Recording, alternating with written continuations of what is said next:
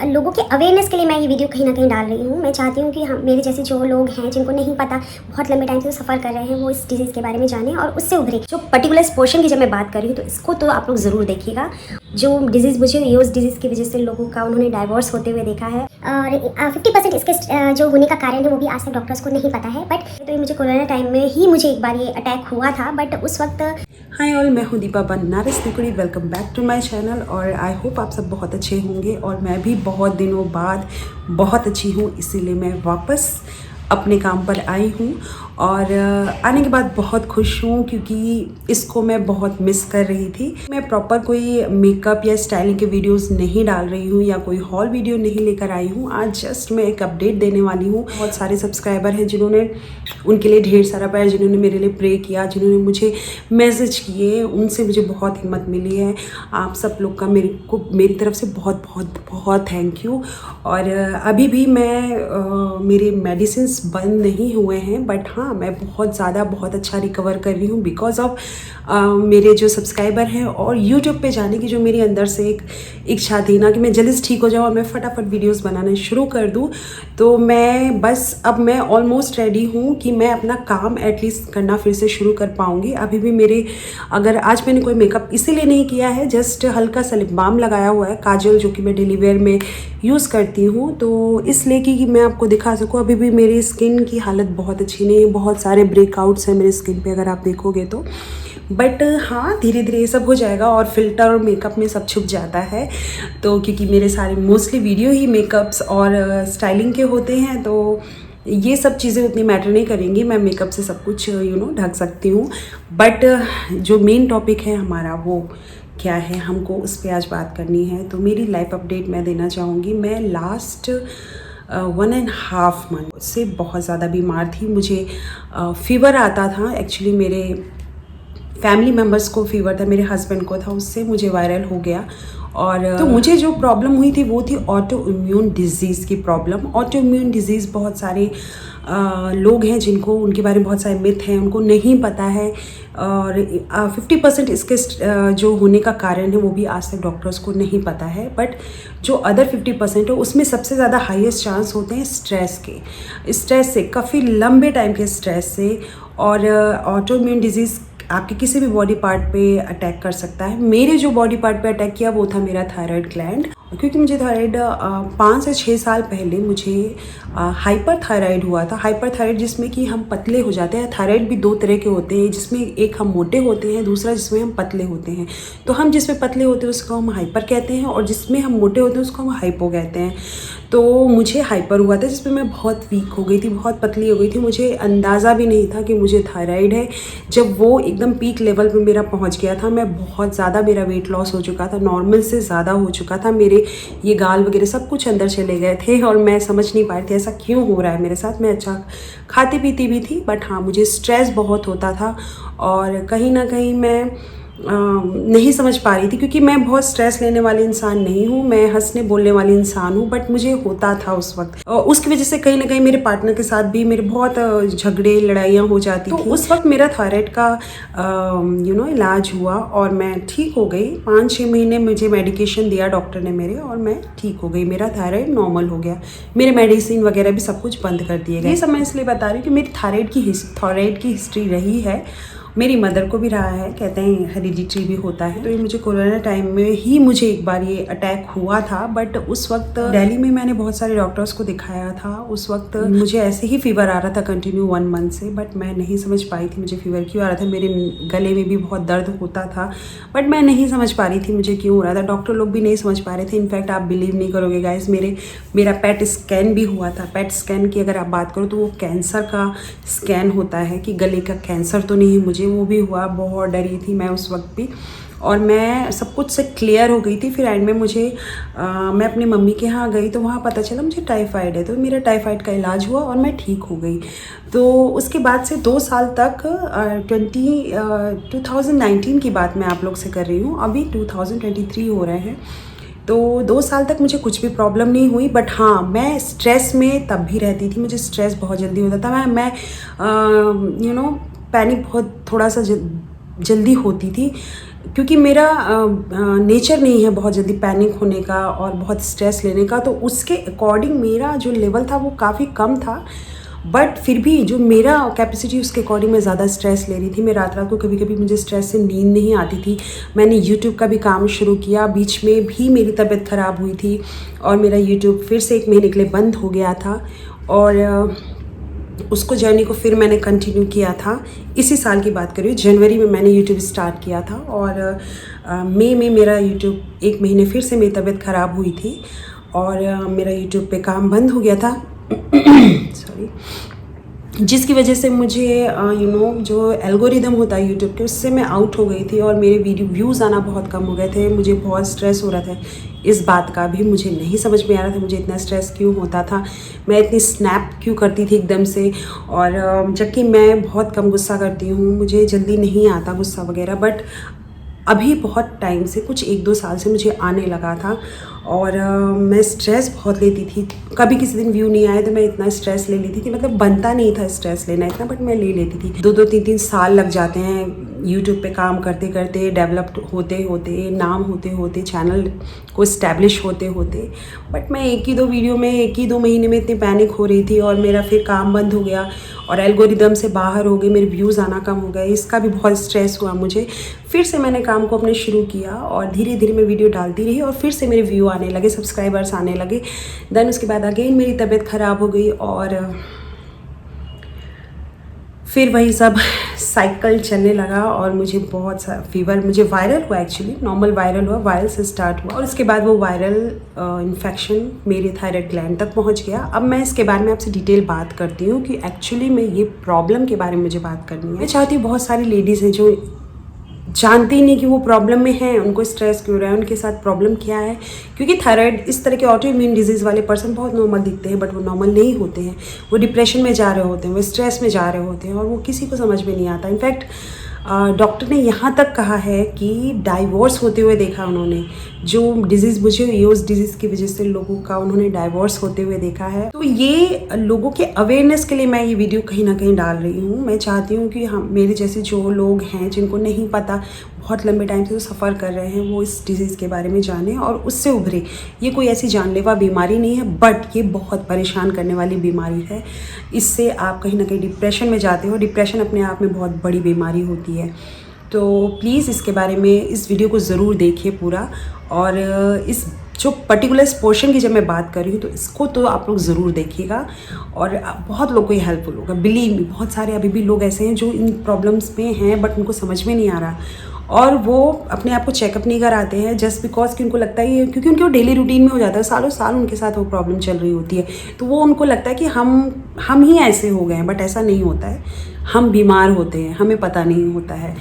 तो एक्चुअली होता क्या है कि जो प्रॉब्लम मुझे हुई है इसमें, ऑटो इम्यून डिजीज़ में होता क्या है कि आपकी वॉरियर सेल्स है, जो आपकी प्रोटेक्शन के लिए आपकी बॉडी में सेल है, वो आपकी ही ऑर्गन्स पे अटैक करने लगती हैं। जैसा कि मेरे केस में हो रहा है कि जो मेरी थायराइड ग्लैंड है उसके ऊपर अटैक हो रहा है मेरी ही बॉडी की सेल्स की वजह से, जिसकी वजह से क्या हो रहा है कि मेरी जो थायराइड ग्लैंड है वो एक्स्ट्रा वर्क कर रही है, एक्स्ट्रा थायरॉक्सिन निकाल रही है, जिसकी वजह से मुझे थायराइड ग्लैंड हमारी बॉडी में बहुत सारी चीज़ों को मेंटेन करता है। हमारे स्ट्रेस लेवल को, हमारे मेटाबॉलिज्म को, स्किन, हेयर, हर चीज़ को बहुत ज़्यादा इफेक्ट करता है।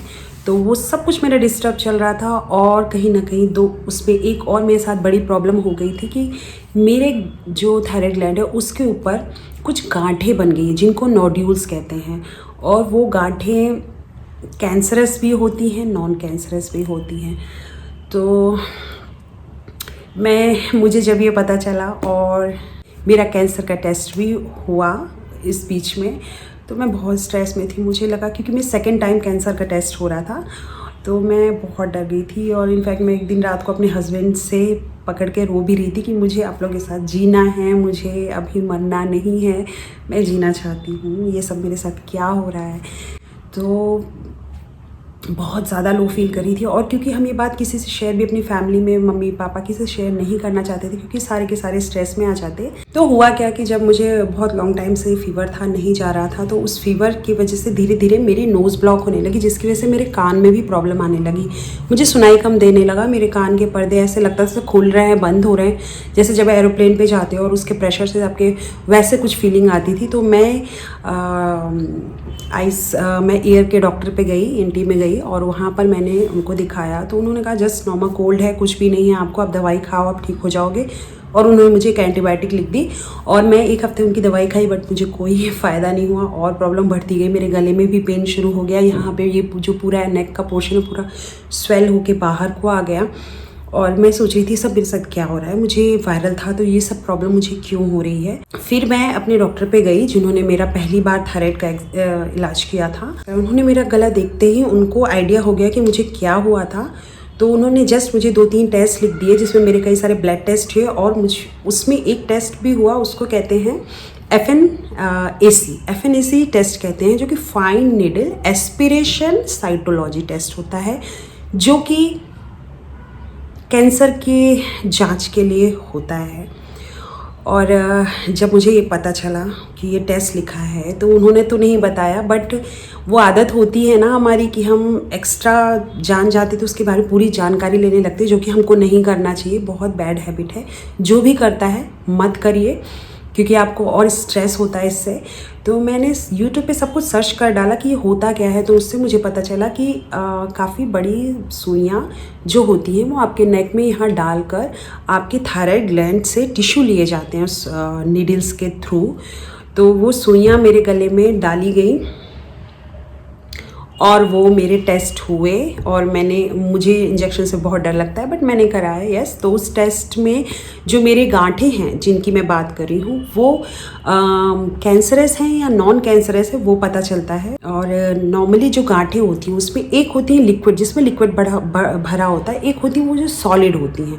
तो मेरी सॉलिड थी, तो सॉलिड में जो है कैंसर होने के ज़्यादा चांसेस होते हैं, और जो लिक्विड वाले गांठें होती हैं उनमें कैंसर होने के चांसेस बहुत कम होते हैं। तो मेरी जो गांठें थी वो सॉलिड थी। तो जब मुझे डॉक्टर जिन्होंने मेरे वो टेस्ट कर रहे थे उन्होंने मुझे बताया कि मेरे सॉलिड हैं ये, तो मैं तो वहीं पे डर गई और मुझे लगा कि बस मेरा बुरा टाइम आ गया है, बट ऐसा नहीं हुआ। टेस्ट मेरा नेगेटिव आया और मेरा ये नॉन कैंसरस निकला, तो सबसे बड़ी रिलीफ तो मुझे वहीं मिली। तो अगर आपका ये नॉन कैंसरस है तो आपको डॉक्टर कुछ मेडिकेशन पे भेजेंगे, लाइक अगर ये बहुत बड़े नहीं हुए हैं, तो मेरे बहुत बड़े नहीं हुए हैं, और तो उन्होंने अभी मुझे 6 महीने की मेडिकेशन दी है, लाइक जो मेरा हाइपर है उसको नॉर्मल करने के लिए, थायराइड ग्लैंड को नॉर्मल करने के लिए उन्होंने मुझे मेडिसिन दिए हैं। अगर उसके बाद मेडिसिन बंद करने के बाद मेरी थायराइड ग्लैंड नॉर्मल वर्क करती है तो मुझे फिर कोई इशू नहीं होगा, बट अगर वो फिर से अब नॉर्मल वर्क करती है और मुझे प्रॉब्लम होती है तो देन उसके बाद क्या करते हैं, उसके बाद है सेकंड स्टेप कि वो मेरी आयोडीन थेरेपी करेंगे, जिसमें मुझे वो आयोडीन का कोई लिक्विड पिलाएंगे डॉक्टर, जिससे कि मेरी थायराइड ग्लैंड पूरी तरह से वो जो गांठें हैं वो जल जाएंगी। और उसके बाद मैं हाइपोथायरॉयडिज्म में चली जाऊंगी, जिससे वो लाइफ लॉन्ग मुझे एक मेडिसिन खानी होगी, और बस फिर उसके बाद आप नॉर्मल लाइफ जीते हो, कोई दिक्कत नहीं होती है। इसमें अगर आपको कैंसरस भी है, अगर आपका जो आपको गांठें हुई आपकी कैंसरस भी हैं, तो इसमें आपको वो जानलेवा नहीं होंगी। आप अगर टाइम रहते पता चल जाता है तो वो आपका निकाल देंगे और आप बिल्कुल नॉर्मल लाइफ जियोगे, कोई दिक्कत नहीं होगी। तो डरने वाली कोई बात नहीं होती है। मेन जो मेरा कंसर्न है वो ये है कि हम लेडीज़ों को ये मोस्टली 40 से लेके 20 टू 40 तक के बीच के जो लड़कियां, यंग लड़कियां या लेडीज़ जो हैं उन्हीं को ये प्रॉब्लम होती है। तो इस बीच एज ग्रुप की जो लड़कियां या जो भी मैरिड वुमेन्स हैं उनको अगर इस तरह की कोई भी इशू आ रहा है, लाइक स्ट्रेस हो रहा है बहुत ज़्यादा, या अपने नेचर से ज़्यादा वो स्ट्रेस ले रहे हैं और अपने बिहेवियर से एक्स्ट्रा वो पैनिक होते हैं, वो स्नैप आउट हो जाते हैं, एकदम से गुस्सा आ जाता है उनको, बहुत चीखते चिल्लाते हैं, प्लीज़ डॉक्टर पे एक बार जाना चाहिए। अपने जो भी नॉर्मल थायराइड के चेकअप हैं वो एक बार ज़रूर कराने चाहिए, क्योंकि कई बार होता है हमें पता भी नहीं चलता और हम उस बीमारी में होते हैं और उसके साइड इफ़ेक्ट्स हम झेल रहे होते हैं और हमको लगता है ये हम हैं, बट ऐसा होता नहीं है। और सबसे बड़ी बात, आपको स्ट्रेस, वो कहते हैं ना चिंता चिता के समान होती है, तो वो आपकी चिता बन रही होती है और आपको पता नहीं चल रहा होता है। अपनी लाइफ में आप अगर कुछ भी ना करो, अपने स्ट्रेस पे कंट्रोल करो, तो आप काफ़ी अच्छी लाइफ जी सकते हो, एक हेल्दी शरीर के साथ जी सकते हो। तो अपनी बॉडी को अगर हेल्दी रखना है, सबसे पहले आपको स्ट्रेस से दूर रखना होगा खुद को।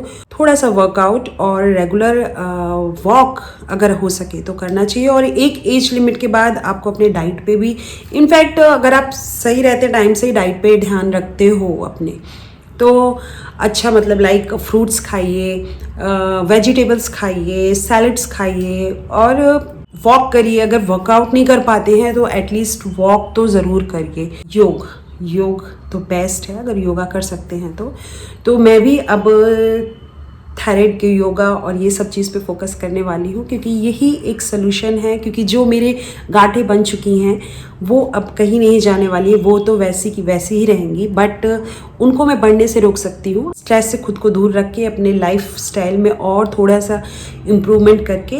तो आप लोग भी प्लीज़ इन बातों को थोड़ा सा ध्यान दीजिए। क्या आपके साथ भी ऐसा हो रहा है, लाइक आप स्ट्रेस में रह रहे हो, आप की स्किन बहुत डल हो रही है, आपके बाल बहुत डल हो रहे हैं, और आप कभी स्ट्रेस में आते हो तो रात भर जगे रह जाते हो, सो नहीं पाते हो, कभी भी गुस्सा चिड़चिड़ाहट बहुत हो जाती है आपको। तो अगर इस तरह के सिम्टम आपके अंदर आ रहे हैं, आपके जो खाना है, डाइजेशन का, कभी कभी कॉन्स्टिपेशन, स्पेशली कॉन्स्टिपेशन का अगर आपको प्रॉब्लम है, ये सारे प्रॉब्लम हो रहे हैं, तो प्लीज़ अपना रूटीन एक बार चेकअप कराइए, स्पेशली थायराइड का चेकअप कराइए। बस मैं वीडियो डालने का मेरा यही मोटिव था कि मैं नहीं चाहती कि मैंने जो झेला है, मैंने जो फील किया है, लाइक वो जो टेस्ट जब आप होता है उस वो पॉजिटिव आएगा नेगेटिव आएगा, वो जो फीलिंग होती है ना, इनफैक्ट वो टेस्ट जब आप कराने जाते हो, लाइक नीडल सुई से मुझे इतना डर लगता है, वो सीधे इतनी मोटी मोटी बड़ी बड़ी सुइयाँ आपके गले में यूँ घुसा देते हैं। ये सब चीज़ें इतनी हॉरर होती है ना, इतनी डरावनी होती है ना, और वो जो फीलिंग, टेस्ट की रिपोर्ट आने का जो वेट होता है ना, वो टाइम किसी के भी साथ ना ऐसा हो। मैं नहीं चाहती, मैं चाहती हूँ सब अच्छे रहो, हेल्दी रहो, खुश रहो, अपनी फैमिली के साथ खुश रहो, अपने काम में अच्छे रहो। तो प्लीज़ इन चीज़ों को ध्यान रखिए और जाके अपना रूटीन चेकअप तो ज़रूर कराइए। मेरे इस वीडियो से अगर एक दो लोग को भी उनकी प्रॉब्लम सॉल्व होती है तो और क्या चाहिए, मुझे यही चाहिए। तो प्लीज़ जाइए, और अगर आपके साथ कुछ भी ऐसी प्रॉब्लम है, आप प्लीज़ अपना चेकअप कराइए और हेल्दी रहिए, खुश रहिए, और सबसे बड़ी बात, स्ट्रेस से दूर रहिए। लोग क्या कहते हैं क्या नहीं कहते हैं सब कुछ छोड़िए, आप बस अपने में मज़े करिए, अपने आप में रहिए, अपने परिवार के बारे में सोचिए, अपने बारे में सबसे पहले अपने बारे में सोचिए, तभी आप अपने परिवार के बारे में भी सोच पाएंगे। तो मैं थोड़ी सेल्फिश हो रही हूँ, तो बस अब मैं आ गई यूट्यूब पे, बहुत जल्दी बहुत सारी वीडियोस डालूंगी धीरे धीरे। फिर से जो मैं एल्गोरिदम से बाहर हो गई हूँ, मैं वापस आऊँगी। और मेरे सब्सक्राइबर हैं, आप लोग हैं, सपोर्ट कर रहे हैं मुझे, और प्लीज़ जो लोग देख रहे हैं प्लीज़ मुझे सब्सक्राइब करिए, मुझे सपोर्ट करिए, और बस मुझे यूँ ही प्यार देते रहिए। आप लोग का प्यार और आप लोग की दुआएं मेरे को बहुत काम आई है, और प्लीज़ आगे भी मेरे साथ इसी तरह बने रहिएगा। तो चलिए मिलते हैं नए वीडियोज़ में फिर से अपने फैशन स्टाइल मेकअप वीडियोज़ के साथ। ओके, तब तक के लिए बाय, टेक केयर।